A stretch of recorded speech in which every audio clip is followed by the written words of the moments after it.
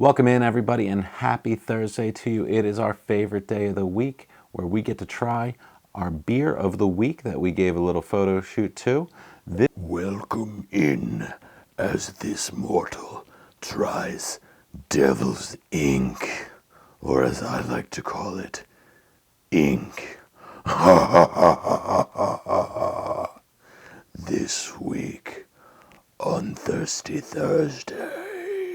This week we have Devil's Ink by Ten7 Brewing, and I'm excited to try this one out for a couple different reasons. So stay tuned for Thirsty Thursday to find out why. All right, so excuse me. All right, so as you may know, I am from the greater Philadelphia area, and it just so happens that this week's beer is also from the greater Philadelphia area. Ten7 Brewing is located in Chalfont, Pennsylvania, which is about 15 minutes from where I'm located.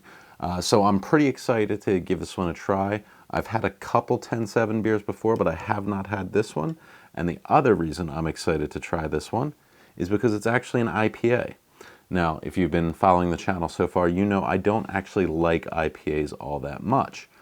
And when I pick out my beers every week, when I go to the bottle shop and look for the cool cans, that's all I'm really looking for. The cool cans, the cool names.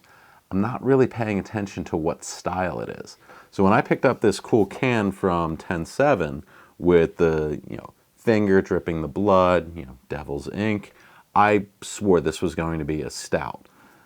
Well, as I read the can, this is actually a IPA aged for 15 months in Buffalo Trace bourbon barrels. So while it's an IPA, this might be a good one for me to try because I'm a huge bourbon fan. I don't just drink beer. I'm a big fan of bourbon. Buffalo Trace is a great one. So I'm excited to see what kind of flavor that adds to this. So Ten7, if you're in the area, check them out. You can get them all over the Bucks, Montco, a little bit in the Philadelphia region. But if you're at your local bottle shop, beer distributor, go ahead and ask them if it sounds like something interesting to you. They've got some really cool brews. Check them out. But with that being said, let's crack this baby open and see what we think of a bourbon barrel aged IPA. So I think what this is actually classified as is a barrel aged Imperial Black India Pale Ale. It's a mouthful. Let's hope it tastes as good on the mouth as it is saying all of that. So 10% alcohol by volume. When I was doing my research, I did not see the IBUs listed, but that's okay. Let's crack it open, give it a try.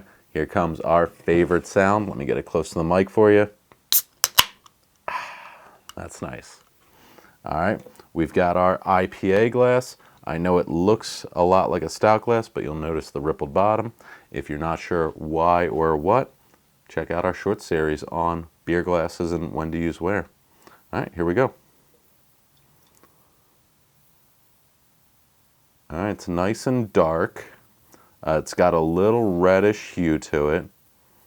Just pouring it, I can definitely get the notes of bourbon coming, which is nice. Oh, that smells delicious. So again, as a huge bourbon fan, the smell is extremely pleasing to me. You definitely get the waves of bourbon there. Nice and dark color. So, I don't drink a lot of IPAs. It's not my style, like I said earlier. So this is not exactly the color I was expecting to see. I kind of thought it was going to be a little lighter, maybe more of a ruby color, just based off of the name and all of that, but that's okay. It has a nice aroma. I know I said I was getting bourbon. As I get my nose in there, it has a almost wine-like smell to it. I am picking up the bourbon, a little bit of that wine character. The barrels are definitely coming through. It's a very pleasant smelling beer for an IPA. That's a great smell to me. All right, let's give it a taste.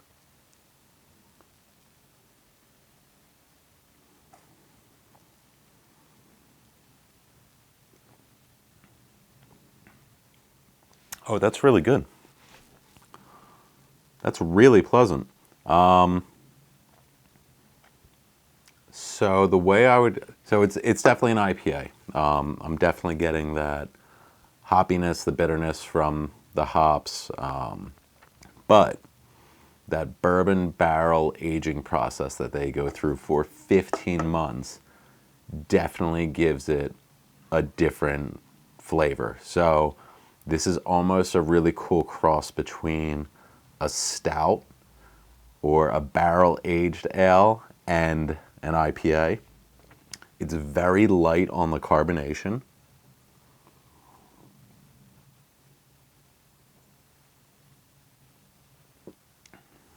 The bourbon comes through, but not aggressively. So if you're not a bourbon drinker, this isn't going to hit you over the head with that bourbon flavor. I'm getting notes at the end on the finish of some coffee or some dark chocolate. It has that oaky flavor. This is very good, actually. So, again, knowing that I'm not a IPA person, this is going to actually rank pretty high for the class of beer it is. It's heavier than I was expecting it to be. I'm definitely getting a little bit of the floral citrusy notes, but they are buried a little bit under the bourbon, that coffee chocolate flavor. It's pretty balanced. You're getting a lot of different flavors all in one drink here. I will say there was not much head retention, which I was also not expecting. This is kind of a surprise beer. I'm pleasantly surprised here.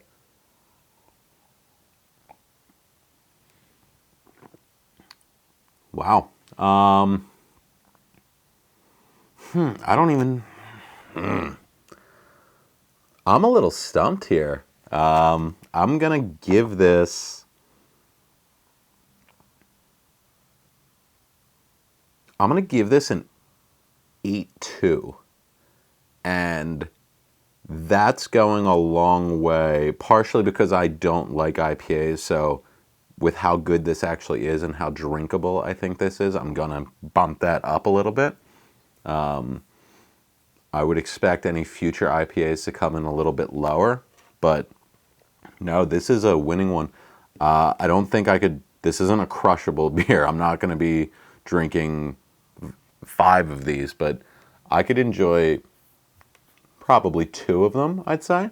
Which, again, that's saying a lot, because normally you give me an IPA and I'm going to say I can drink half of one.